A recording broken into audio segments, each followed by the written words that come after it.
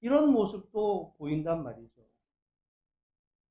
창세기 12장에 하나님께서 내가 내게 지시할 땅으로 가라라고 했을 때 그의 나이 75세에 순종합니다. 우리는 여러분 그걸 대수롭지 않게 생각하는데 몇 가지 면에서 그거는 엄청난 일이었어요. 여러분 지금 시대가 아니라 지금 시대에 여러분 뭐 여기 계신 분들도 다 예를 들어 고향이 옛날에 뭐 저 지방이었다가 이제 도시화가 되면서 뭐 공장에 취직하려고 수도권에 이렇게 오는 일들이 다반사인 이 시대에 하나님이 내게 지시할 땅으로 가라라고 했을 때 고향을 떠나는 게 뭐 별거 대수인가 이렇게 생각할지 모르지만 말이죠. 그러지 않아요. 여러분 그때 아브라함 나이가 몇 살이에요? 75세였다 그럽니다. 여러분 고향을 떠날 때 20대에 떠나면은 뭐 그런다 하지만 지금도 만약에 고향을 떠나서 어디 75세에 어디 가서 새롭게 정착한다는 거 그거 쉬운 일이 아니에요. 순종하기 어렵습니다. 게다가 우리가 이제까지 보지만 지난주에 여러분 하나님께서 왜 소돔을 멸하셨어요? 의인이 없어졌는데 의인이 없는 모습을 뭐로 확인할 수 있었냐면 그 땅에 들어온 나그네들을 소돔 사람들이 대접을 했습니까? 학대를 해요?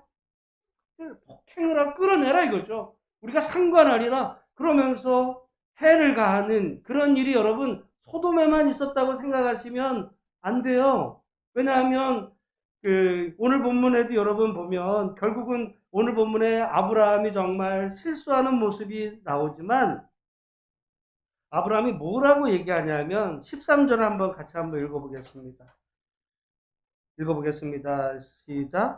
하나님이 나를 내 아버지의 집을 떠나 두루 다니게 하실 때에 내가 아내에게 말하기를 이후로 우리의 가는 곳마다 그대는 나를 그대의 오라비라 하라. 이것이 그대가 내게 베풀 은혜라 하였었노라. 여기 보면 언제부터 이런 일이 있었다라고 지금 아브라함이 얘기하냐면 하나님이 나를 내 아버지의 집을 떠나 두루 다니게 하실 때부터.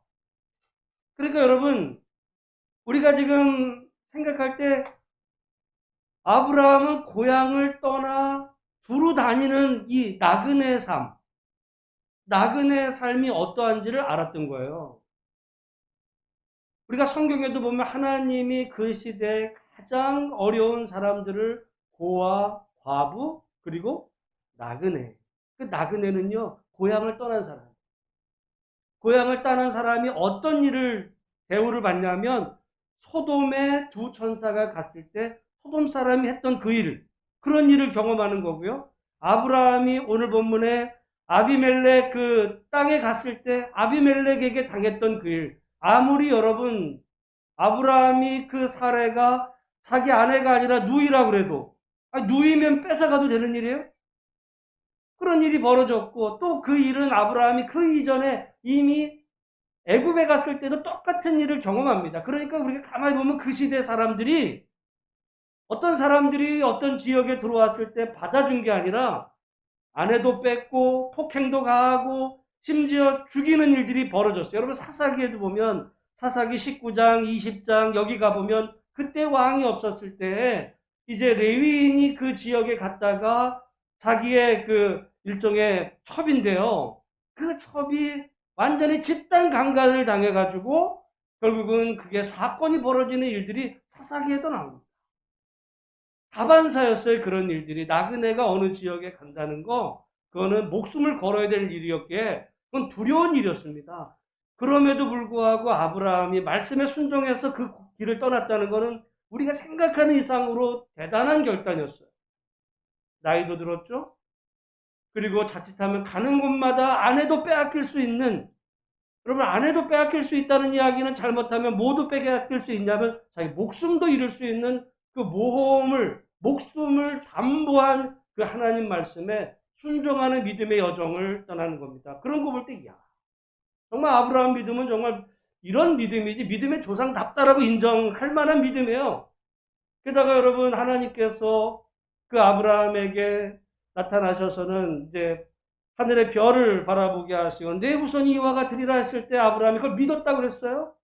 그때 하나님께서 그의 그 믿음을 의롭게 여기셨다고 볼 때 아브라함은 정말 믿음의 사람 같습니다. 가령 소돔에 전쟁이 나서 롯이 끌려갔을 때 자기 집에서 길려왔던 318명을 데리고 가서 그 연합군을 쫓아가서 군대를 이제 무찌르고 잡혔던 롯을 건져낼 만큼의 담대한 이런 믿음의 모습.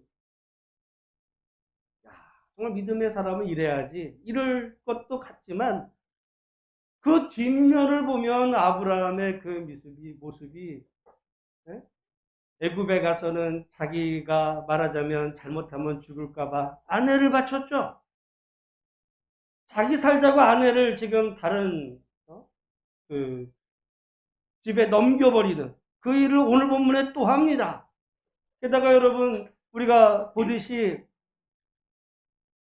그 아브라함이 하나님께서 내 몸에서 날짜가 내 후사를 이루라 했을 때 결국은 아브라함 또 편법을 써요. 그래가지고는 하가를 취해서 거기 후손을 통해 여러분 잘 아시는데 이스마엘을 낳음으로 지금까지도 그 민족의 갈등이 벌어지게 할 만큼 때로는 인간의 얕은 수도 쓰고 또한 아주 치사한 모습을 보이는 아브라함.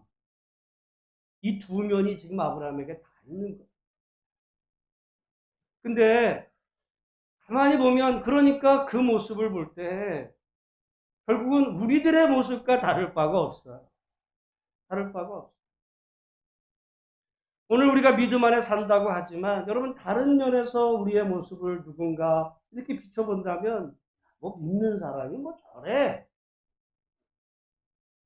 교회에서 우리가 예배 드릴 때 모습은 정말 하나님 믿는 것 같고 야 코로나 시대에도 이렇게 정말 하나님 앞에 나와 예배하네? 정말 믿음 좋아? 이렇게 볼 수도 있겠지만은 또 다른 뒷면으로 보면 정말 믿는 사람으로서 창피한 이런 모습 가운데 다 있는데 게다가 여러분 오늘 본문의 이 이야기가 순서로 따지면 이미 하나님께서 아브라함에게 명하셨을 때 아브라함이 순종했던 나이가 75세고 창세기 18장에 보면 하나님께서 결국 아브라함에게 아들을 주겠다라고 말씀하셨을 때 뭐라고 말씀하셨 내년 이맘때 아들을 낳으리라. 그래서 그때 아브라함의 나이가 몇 살이었냐면 99세였어요. 그러니까 오늘 지금 이 본문의 사건은 거의 99세 그 무렵이라고 보면 하나님 말씀에 순종해서 그 길을 떠난 지 몇 년이 흘렀어요? 약 25년 정도 흐른 거예요. 그러니까 믿음 생활 제대로 하기 시작한 지 20년이 넘었습니다. 그런데도 실수해요. 그런데도 넘어집니다. 그럼 우리가 볼 때, 나 믿음 생활한 지 내가 지금 20년인데 내 모습이 이럴까? 그럴 수 있어요. 누가 그랬냐면 아브라함이 그랬어요. 믿음의 조상인데. 그런데 그 아브라함이 결국 100세의 아들을 낳았을 때, 이제, 그래서 그 이삭이 장성하게 될 때 하나님께서 아브라함에게 말씀하시죠. 내 아들 이삭을 모리아산에 바치라라고 했을 때 아브라함이 그 말씀에 다시 순종합니다. 그리고는 실제로 그 모리아산에서 아들을 잡으려 할 때 그때 하나님께서 나타나셔서 뭐라고 말씀하셨냐면 내가 이제야 네가 하나님을 경외하는 줄을 알았다. 이제야예요. 그때는 그러니까 지금보다도 더 많은 시간이 흐른 후에 하나님께서 그래 너의 100점이 이제 지금 보니까 합격이다. 그러니까 이때까지는 여러분 완전한 합격 점수보다는 거의 탈락의 점수에 가까운 이 믿음의 모습들이 그럼에도 불구하고 조금씩 성장하고 견고하게 자라가고 있었다라고 하는 모습이죠. 여러분 이것이 얼마나 우리에게 위로가 되는지 모릅니다. 믿음은요 그냥 명사가 아니에요. 딱 고정되어 있는 실체가 아니라 아브라함의 모습을 보면 자라가고 있어요. 그 가운데 정말 정말 믿음의 사람으로서 대단하다라고 하는 그런 최고점을 치를 때도 있지만 그러다 보면 그 다음에 바로 낙제 점수를 받기도 하고 그런 굴곡을 마치 그려가면서 정말 하나님의 그 수준, 하나님이 요구하시는 믿음의 수준까지 자라가고 있는 아브라함의 모습. 그게 얼마나 우리에게 위로가 되는지 몰라요. 여러분, 오늘 예배드리는 우리나 또는 영상을 통해 예배드리는 우리 성도 가운데 어떻게 보면 지금 정말 하나님의 은혜 가운데 믿는 사람은 이래야 돼. 라고 자기 스스로도 보지만 또 남들이 볼 때도 인정할 만큼 믿음이 좋은 모습으로 보여지는 분도 있고, 때로는 그것이 정말 내리막길에 내가 지금 믿지만 정말 불안하기도 하고, 또 남들이 볼 때 믿는 사람이 뭐 저래 이렇게 좀 내리막길에서 바닥을 헤매고 있는 이런 모습이 있을 수 있을 때 나는 하나님의 자녀가 아닌가 봐 이렇게 스스로를 정말 자포자기하는 마음이 있을 때요, 여러분 두 모습이 하나님 보실 때는 우리가 조금 됐다고 해서 선 줄로 알거든 뭐라 그래요? 넘어질까 조심하고. 여러분 우리가 정말 낙심되어 있을 때 우리 스스로는 포기할지 모르지만, 여러분 그때 하나님이 우리에게 오셔서 우리를 일으켜 세우셔서 다시 믿음의 여정을 출발하게 하시는 분이 우리 하나님이신 줄로 알아서 오늘 예배드린 우리 성도들 정말 주님 바라보고, 이 코로나 시대에도 우리의 믿음이 정말 하나님을 원하시는 그 믿음의 수준까지 자라가는 은혜가 있기를 주의 이름으로 축원합니다. 여러분 예수님도 이 땅에 오셨을 때 그분의 몸과 또 모든 면이 하나님과의 관계에 있어서까지 여러분 자라가셨다고 누가복음에 이야기하거든요. 자라가는. 여러분 우리의 믿음은 가령 아브라함이 75세 하나님의 말씀에 순종했던 그때부터 내리막으로 끝까지 가는 게 아니라 정말 그때로부터 출발해서 굴곡을 그려가며 계속 성장했던 것처럼, 오늘 우리들이 때로는 믿음이 정말 좋은 모습 같기도 하고 실패하는 모습 있어도 하루씩 조금씩 1년과 10년, 여러분 해가 갈수록 정말 우리의 믿음이, 여러분 키는 더 이상 자랄 수는 없지만 우리의 믿음의 크기만큼은 날로 자라가는 은혜가 있으시기를 주의 이름으로 축원합니다.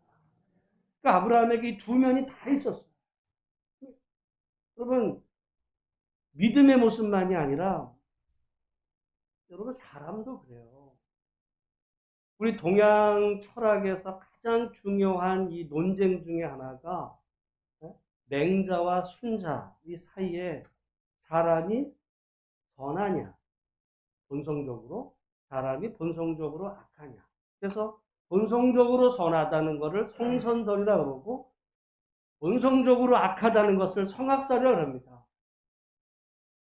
그러니까 두 가지 생각을 어떻게 하느냐에 따라서 완전히 다른 방향이 나오는데, 여러분 사람이 본성적으로 다 착하다 그러면은 사람들에게 굳이 뭐 어떤 제도나 또는 어떤 그 형벌이나 그런 걸 둘 필요 없이 그냥 사람이 본성적으로 잘 두면은 좋은 모습이니까, 여러분 그런 걸 통해서 정말 왕도 정치를 꿈꿨던 맹자가 있는 반면에 사람은 그냥 두면 악해. 그러니까 법규를 만들어야 되고 이건 하고 하지 말아야 되고 이거를 잘 그 통제함으로 좋은 세상을 만들려 했던 순자가 있어요. 성악설이죠. 성악설이 나쁜 걸 얘기하는 게 아닙니다. 어떻게 하든지 좋은 세상을 만들기 위한 두 방법인데 사람을 바라봤던 이 두 면이 있는데, 성경에는요, 여러분 성경에는 성악설이 맞대요, 선설이 맞대요. 예? 어떤 게 맞을까요? 성경에는요 두 가지가 다 나와요. 본래 하나님이 인간을 만들었을 때 하나님의 형상, 그 하나님을 닮은 존재로 우리를 만든 거예요. 사람은 그러니까 여러분 얼마 전에 조두순이 지금 출소를 해가지고 지금 뭐 난리가 나고, 뭐 누구 중에는 뭐 유튜브들 중에는 가가지고 뭐 가만 안 두겠다 이러는 사람들도 있어요. 근데 그 조두순이 우리가 볼 때는 악마 같지만은 생각해보면 그 가족에게는 좋은 사람이었을 수 있어요. 어떤 아빠든 모든 사람 안에는, 여러분 우리가 악마라고 생각하는 어떤 그 사람 안에도 좋은 면이 하나님의 형상을 닮은, 근데 똑같은 그 사람 안에는 악마 같은 모습이 다 있는 거예요. 그래서 여러분 가령 뭐 그 서양에서는 그래서 지킬 박사와 하이드 같이, 여러분 좋은 모습일 때는 정말 남들 앞에서는 박사 같은 모습이죠. 뒤에 가서는 악마 같은 인간의 모습이 어떤 그 작품에 있는 게 아니라 모든 인간의 본성 안에 천사 같은 모습과 악마 같은 모습이 있는 거예요. 지금 믿음 안에서도 오늘 아브라함처럼 정말 믿음으로 견고한 이런 믿음의 모습인 것도 같아 보이지만, 완전히 자기 살기라고 아내를 남에게 넘겨버리는 이 두 비열한 정말 그 모습이 우리 안에 있는 중에 우리의 믿음이 성장한다는 것은 우리의 죄성과 연약함에도 불구하고 하나님의 그 형상으로 날마다 회복되어 가는 그 믿음이 자라는 것이고, 그래서 그리스도의 장성한 분량에 이르기까지 자라가라고 했던 것이 우리 신앙의 목표가 되는 일 속에서, 혹시라도 내 안에 여러분 부족한 모습이 있고 또 어떤 실수하고 실패하는 모습이 있을 때 정말 자괴감 갖기보다는 하나님 앞에서, 하나님 내가 실수했습니다.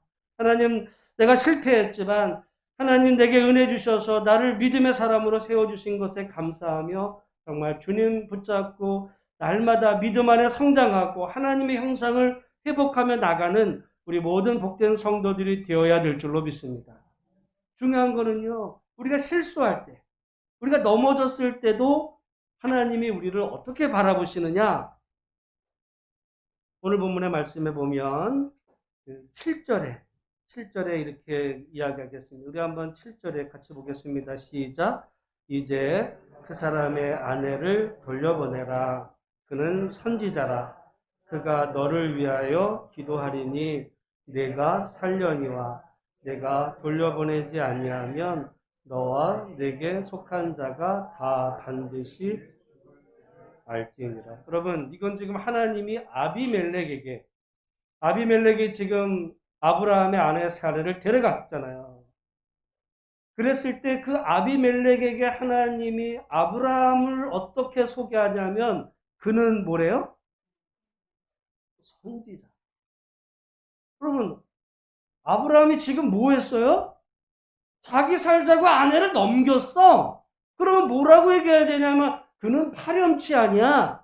그는 비겁한 자야. 여러분, 우리 같으면 그럴 거 아니에요. 저게 인간이야, 마음. 여러분. 근데요, 하나님은 아비멜렉에게 아브라함을, 그는 뭐라고요? 그리고 뭐라고 말씀하시냐면 그가 너를 위해 기도해야 너 살아. 만약에 그가 너를 위해 기도 안 하면 너 죽어. 그리고 실제로 나중에 보면 아비멜렉이 하나님께 기도했을 때 17절에 보면요, 그래서 하나님이 아비멜렉과 그의 아내와 여종을 치료해서 출산하도록, 아브라함의 기도를 통해서 그 아비멜렉의 가정의 문제가 해결되도록 하나님이 아브라함에게 특별한 은혜를 주신 거예요. 아브라함의 능력이 아니었습니다. 그러니까 여러분, 한번 생각해 보세요. 아브라함에게 지금 자기의 사례 사이에서 아들이 있어요, 없어요? 없어. 자기도 아들 지금 못 낳아. 자기도 못 낳는데 하나님이 아비멜렉을 위해서 기도할 때 그 아비멜렉 가정에 이제 그 출산의 문제를 해결하게 하시는 그 놀라운 일에 통로로 삼아주시는 하나님을 볼 때요,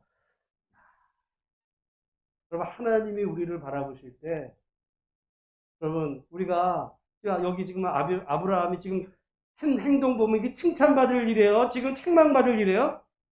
책망을 받아도 여러분, 아무리 그래도 그렇지, 자기 살자고 자기 아내 지금 남한테 줘가지고 잘못했으면 어떤 일을 당할지 지금 모르는 상황 가운데 있을 때 하나님이 아브라함에게 나타나셔서 야단을 치셔야 될 것 같은데, 오히려 아비멜렉 꿈에 나타나가지고는 아비멜렉이 아브라함은 선지자야.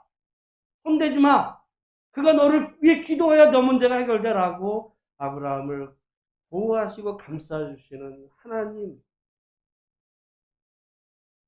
여러분, 저는 그래서 우리가 결국 하나님의 마음을 품는 것과 반대의 마음이 이게 악마의 마음이에요. 악마의 마음. 우리가 욥기에 보면 욥이 믿음 안에서 의롭게 살아서 하나님의 모든 복을 누릴 때 마귀가 하나님께 뭐라 그래요? 그 욥을 하나님이 복을 주셔가지고 욥이 믿음 생활 잘합니다. 욥을 칭찬해요? 욥을 비난합니까? 뭐라고 비난해요? 걔가 지금 하나님 잘 섬기는 게 걔 믿음 좋아서 그러는 거 아니에요, 지금? 하나님이 복을 주셔서 걔가 그러는 거지. 만약에 하나님이 주신 거 걷어가 보세요. 그럴 인간 아니야. 여러분, 우리가 욥처럼 믿음 안에 잘 살고 있는 사람인데도 마귀는요, 지 생각한 어떤 인간의 악함을 들어서 욥을 헐뜯어내립니다. 긁어내려요. 근데 여기 하나님은 아브라함이 분명히 실수했어요. 잘못하고 있는데도 그는 선지자야. 그리고 세워주신 하나님. 여러분, 하나님과 이 마귀, 우리가요, 이 땅을 살면서 하나님의 형상을 닮은 하나님 같은 마음으로 살 수도 있고, 반대로 죄가 들어간 악마같이 살 수도 있어요. 하나님 따로, 악마 따로 있다고 여러분 생각하지 마시고, 내가 하나님의 자녀답게 사는 길은 지금 여기 오늘 본문에 나온 하나님 같은 마음으로, 어떤 사람은 지금 실수했어. 잘못했어. 그 사람을 이야기할, 남에게 이야기할 때, 그 사람에게는 책망하게 하실 수 있어요. 가령 아브라함에게 직접 나타나도 그러면 안 된다고 말씀하실 수 있고, 이게 잘한 일이 아니니까 회개케 하실 수도 있지만, 그 아브라함을 다른 사람에게 소개할 때는 아브라함의 장점, 아브라함을 세우시고, 약점보다는 그의 긍정적인 면을 이렇게 덮어주시는, 그의 허물을 덮어주시는, 그래서 여러분 속죄한다는 말이 그 카파르, 덮는 거거든요. 피로, 보혈로 덮는 거예요. 그게 속죄소거든요.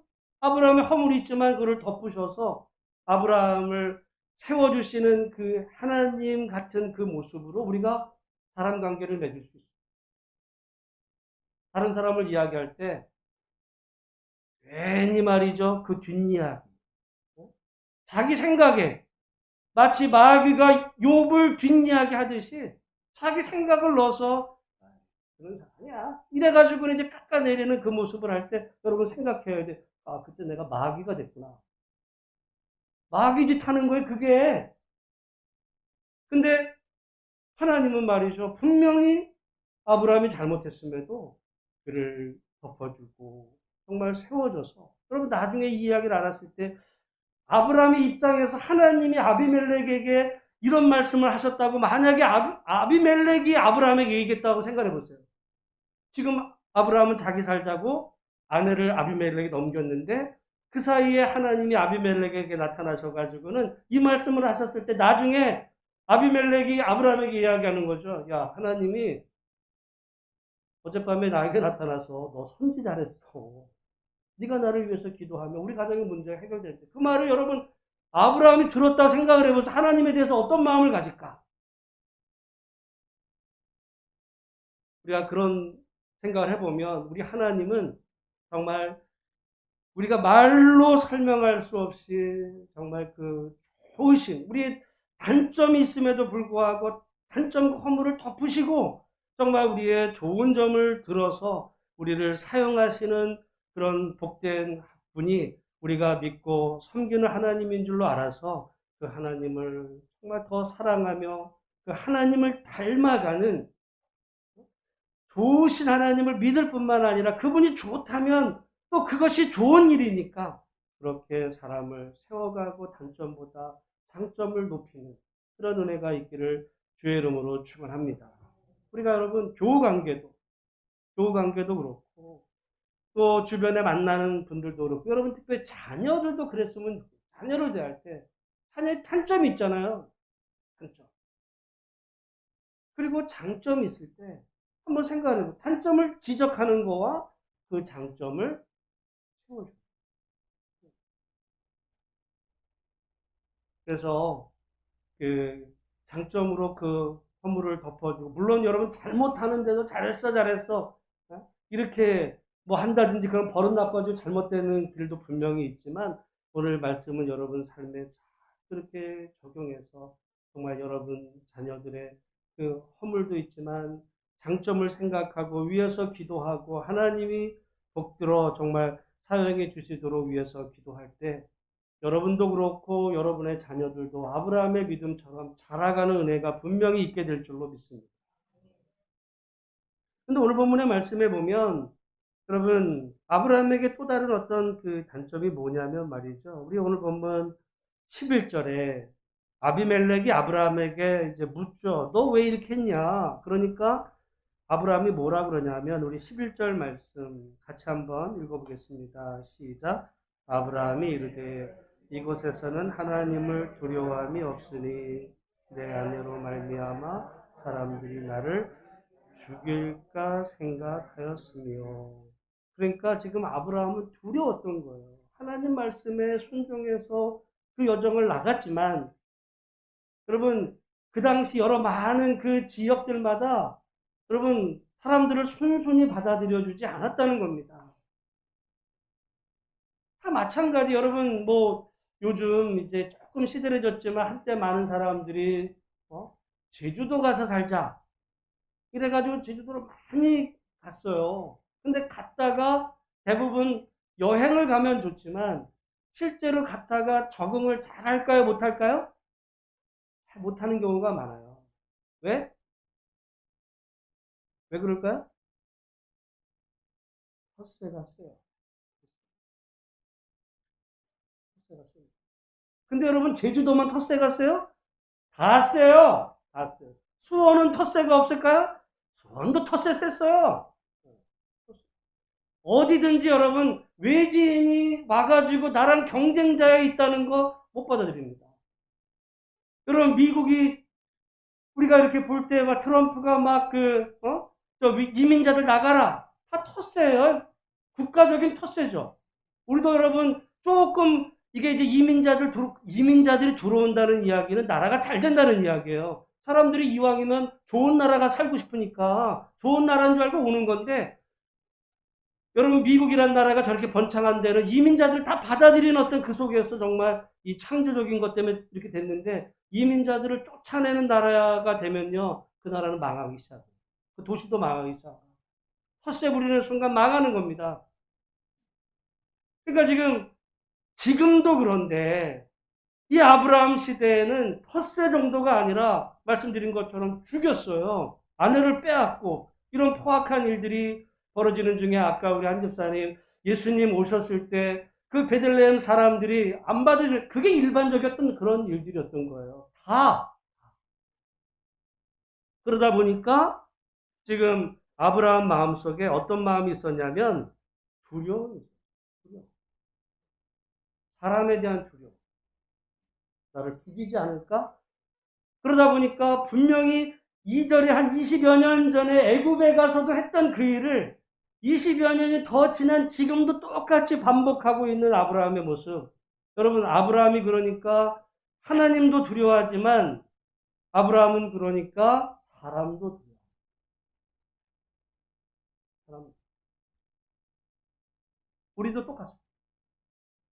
하나님도 분명히 두려워하지만 여러분마다 지금 아직 뭐 우리가 지금 텃세를 이렇게 할 적은 아니지만 다 나름대로의 두려움이 어떤 때는 어떤 분은 지금 예배드리는 우리 성도들 가운데 나름 마음속에 다 두려움이 다 다를 수 있어요. 어떤 분은 지금 코로나 걸릴까 봐에 대한 두려움도 있겠고 내가 노후가 어떻게 잘못되지 않을까에 대한 두려움도 여러 가지 각자의 이런 두려움이 다 있는 그 마음속에 여러분 두려움이 남아있다면 어떤 일이 벌어지냐면 나가지를 못해요. 실수하는 계속 아브라함이 실수하거든요. 실수해.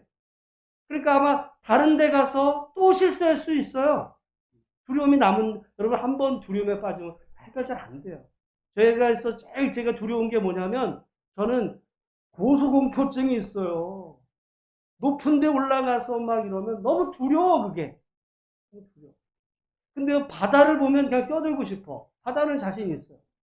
근데 높은 데 어디 이렇게 가서 이렇게 막 여러분 심지어 저 광교산 위에 형제봉 같은 데 보면 그 별로 높지도 않잖아요. 거기서 밑에만 봐도 막 심장이 떨려. 그걸 어떻게 얘기를 못해. 한 번 사람이 여러분 두려움이 딱 마음에 찾아오면 말이죠. 그걸 인위적으로 잘 안 돼요.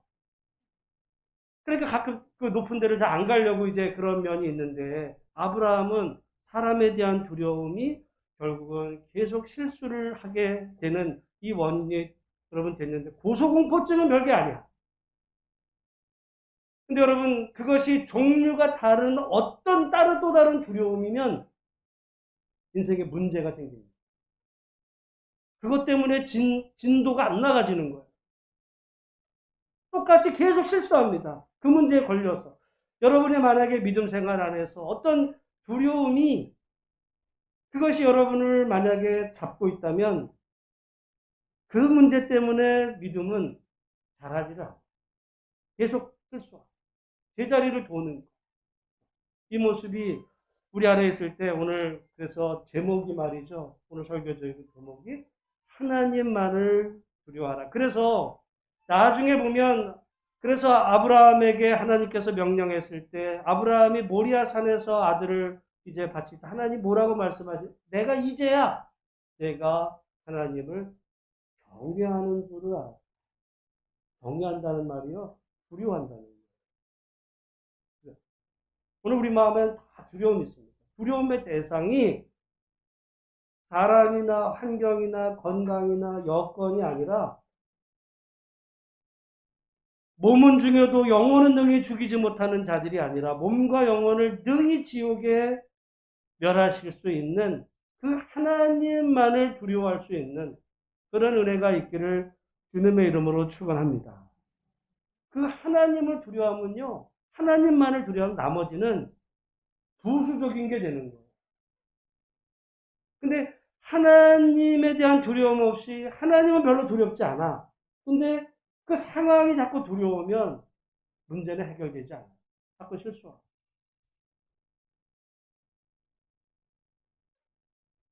그러니까 아브라함은 하나님도 나름대로 두려운 모습도 있었겠지만 혹시라도 내가 어느 마을에 들어갔을 때 해코지 당할까 봐에 대한 두려움.